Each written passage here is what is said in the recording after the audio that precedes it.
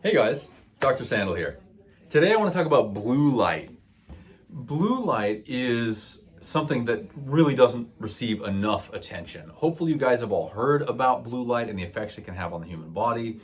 Research studies are underway. Every month we get a pile of new research studies on our desks about blue light.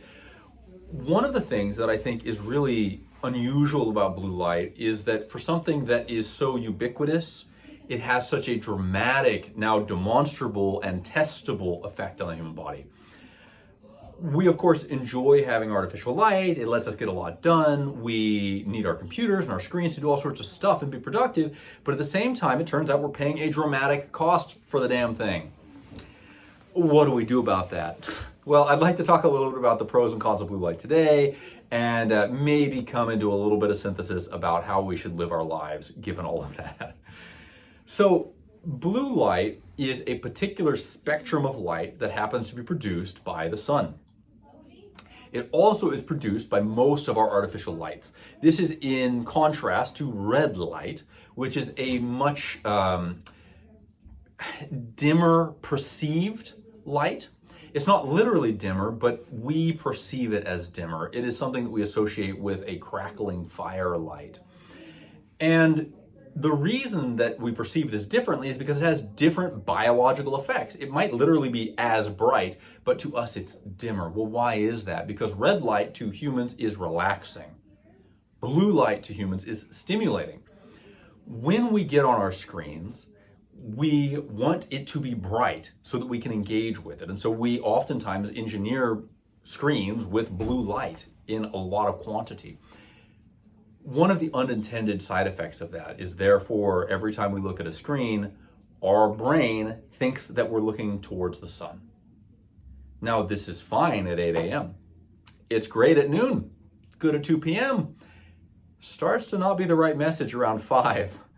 And come 10 p.m., it's really the wrong message to send our body, because it turns out that that blue light stimulus to our brain creates a whole dramatic, complex cascade of hormonal changes.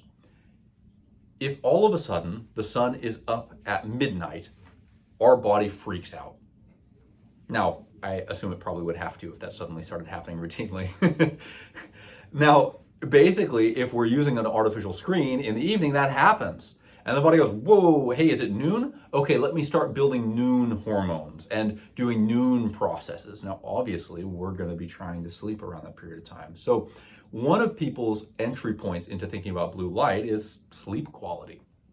If you're getting blue light stimulus past the time the sun has set, your body becomes very confused and you will not sleep as well. And then again, there are all these other downstream effects, like a reduction of testosterone, for instance, is something that's getting a lot of press right now. So, how do we manage all of this? Well, most importantly, get blue light when you're supposed to get blue light, and don't get blue light when you're not supposed to get blue light. Now, if you work on your computer, or you need your phone, or God forbid you're addicted to social media, what you want is some blue light blocking glasses. This is the next best way to get around this problem. Now, yeah, your phone probably has a night mode, as do your computer screens.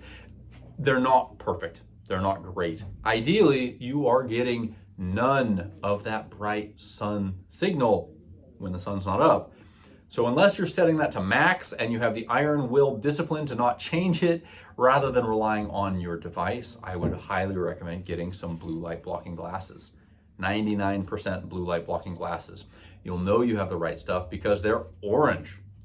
And they make everything seem dim. Now again, it's not legitimate dimness. It's just that you're not feeling as stimulated the way you expect to from the sun, from bright blue light. So it's kind of an experience. I oftentimes tell people that you know that the blue light blocking glasses are working if you find them annoying. Because when we're on our phones, we want to be stimulated. That's what we went to that thing for. Now that's a whole other discussion. Should we have that high degree of dopamine stimulation in the evenings? Well, no, probably not. So That's kind of a quick and dirty on blue light. I highly recommend you guys check out more on blue light. It is an absolutely fascinating topic, and we continue to learn just more and more about it. One of the things that I think we're going to see in the near future with the study of blue light is we're going to start to branch over to the bigger question of how light affects biology. And this is really going to be a revolution in healthcare when we get there. We can take benefit of that right now, today, by thinking carefully about blue light and how it affects our health. I'll catch you guys next time.